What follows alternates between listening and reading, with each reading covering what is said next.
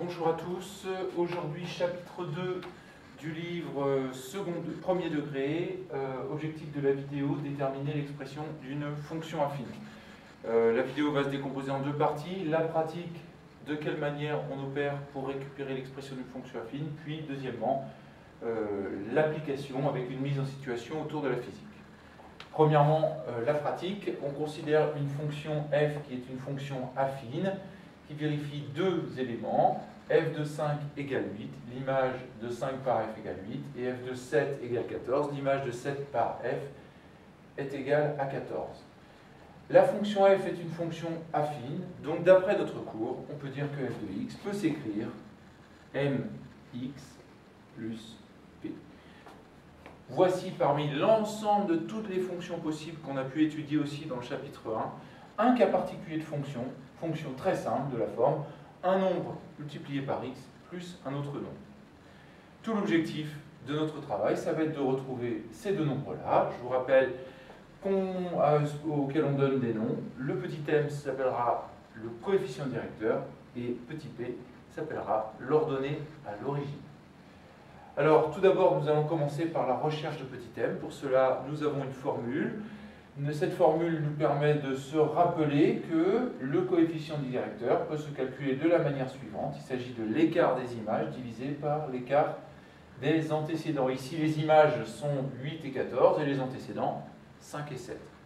Donc, la formule va être toute simple. M est égal à l'écart, donc f de 5 moins f de 7 sur 5 moins 7. Il ne restera plus qu'à remplacer f de 5 et f de 7 dans la formule par ce qu'ils valent, c'est-à-dire 8 moins 14 divisé par 5 moins 7. Ce qui nous donne ici moins 6 sur moins 2, c'est-à-dire 3 en simplifiant. Alors, certains me diront facilement, mais pourquoi dans ce sens-là 5 puis 7 et 5 puis 7? Eh bien, en fait, on pourrait faire le calcul dans l'autre sens, en faisant f de 7 moins de 5 sur 7 moins 5, et nous aurions obtenu le résultat 14 moins 8 sur 7 moins 5, et au lieu d'obtenir moins 6 sur moins 2, on aurait obtenu 6 sur 2, c'est-à-dire 3 de la même façon. Donc, pas d'inquiétude à ce niveau-là, vous pouvez faire le calcul dans le sens que vous voulez. Par contre, le calcul doit être cohérent. Si on part avec f de 5, en dessous on a 5. D'accord? Vous choisissez. Alors voilà, nous avons trouvé P, donc nous pouvons dire que f de x peut déjà s'écrire 3x plus P. Nous avons trouvé n, le coefficient directeur. Il ne nous reste plus qu'à trouver P.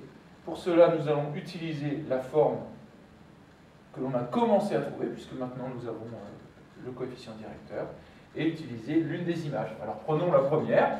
Eh bien, je connais f de 5 qui est donc égal à 3 multiplié par 5 plus P, mais cette image je la connais puisqu'elle vaut 8. Il ne reste plus qu'à isoler P, ça donne 15 plus P égale 8, c'est-à-dire P est égal à 8 moins 15, c'est-à-dire moins 7. Voilà, nous avons trouvé P. Peut-être une petite donc conclusion. La fonction f peut s'écrire f de x est égal à 3x moins 7. Alors, une petite vérification. Eh bien, nous aurons toujours un moyen de vérifier, puisqu'il suffira de vérifier que l'image par cette fonction-là, l'image de 7 par cette fonction, est égale à 14. Allons-y pour la vérification. f de 7, est-ce que ça va bien donner 14? Allons-y. 3 fois 7 moins 7, 21 moins 7, c'est bien égal à 14. Ok, tout va bien, ma formule est correcte, j'ai retrouvé l'expression de la fonction affine. Application. Nous étudions imaginez-vous en circuit en TP de physique, vous avez un circuit électrique et vous décidez de mesurer dans différentes situations la tension et l'intensité. Alors on change l'intensité, on prend plein de mesures, et pour chaque mesure d'intensité, nous allons mesurer la tension U. Alors donc, d'après ce graphique, nous obtenons une fonction qui nous donne U en fonction de I l'intensité. U de I donc. Alors nous avons obtenu plein de points, et la question c'est est-ce qu'il existe une relation entre U et I? Alors, quand on regarde ces points-là, ils semblent être à peu près alignés. On peut toujours se demander, est-ce que l'opérateur qui a pris les mesures a pris les bonnes valeurs, puisque les points ne sont pas tout à fait alignés, mais globalement, ça semble être aligné. Donc il semble que la fonction f, qui relie, alors la fonction u plutôt, qui relie I à l'intensité à la tension, semble être une fonction affine. Alors, du coup, on va prendre notre règle, essayer de la placer le mieux possible pour repérer, pour pouvoir repérer la représentation dessinée, la représentation graphique de U. Toute la question, du coup, c'est de savoir connaître cette relation entre U et I. Alors, nous allons prendre deux valeurs qui semblent être les plus adaptées. Alors, j'en ai une ici, par exemple. Je remarque que pour 10, je suis à 25. Et puis, je remarque aussi que pour 30, je suis à 5. Donc, application. Pour une intensité de 10, je suis à 25. Pour une intensité de 30, je suis à 5.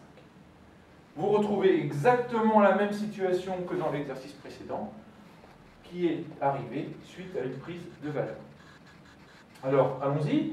La fonction U de I, eh bien, il semble être une fonction affine, donc l'expression du coup de U de I, ce sera MI plus P, M coefficient directeur, I la variable, et P l'ordonnée à l'origine.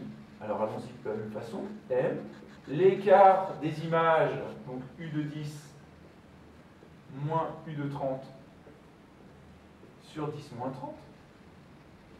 Je remplace U de 10 et U de 30, U de 10, 25, moins U de 30, 5 sur 10 moins 30. Et j'obtiens 20 sur moins 20. C'est-à-dire moins 1. On peut donc dire que ma fonction U de I, déjà je connais le coefficient directeur, U de I est égal à moins 1 I plus P. Tout l'objectif, ça va être de déterminer P. Pour cela, je vais utiliser une des valeurs trouvées. U de 10 est égal à moins 1 multiplié par 10 plus P. Et ce résultat-là, U de 10, je sais qu'il vaut 25. Donc il ne nous reste plus qu'à isoler P. J'avais moins 10 de ce côté-là, je me retrouve avec plus 10 de l'autre côté. 25 plus 10 est égal à 35. Voilà. J'ai retrouvé M, coefficient directeur, moins 1. P, l'ordonnée à l'origine, 35. Ma fonction intensité, tension en fonction de l'intensité peut s'exprimer de la façon suivante. U de I est égal à moins 1I plus 35. Nous avons obtenu l'expression de I en fonction de U en fonction de I. Alors, l'application directe, c'est que par exemple, eh bien, on pourra obtenir d'autres informations, même si on n'a pas pris les mesures pour les valeurs, on a pris des mesures uniquement entre 10 et 30, eh bien, par exemple, pour 0,5, il suffira de remplacer I par 0,5, et on connaîtra la tension pour 0,5 sans avoir eu à la mesurer. Voilà. Alors, il s'agit d'une démarche expérimentale, bien sûr qu'en physique, on démontrera ces résultats-là de manière en utilisant les lois de la physique. Donc, pour résumer, plusieurs étapes à repérer. On doit d'abord préciser, il s'agit d'une fonction affine et elle s'écrit mx plus p. Première étape, on calcule P, on calcule M. Qu'est-ce que j'ai raconté comme bêtise? C'est pas P, c'est M. On calcule le coefficient directeur. Ensuite, on calcule P l'ordonnée à l'origine. On peut toujours vérifier avec la deuxième valeur et on conclut. Voilà qui termine cette première vidéo sur l'expression, détermination de l'expression d'une fonction affine.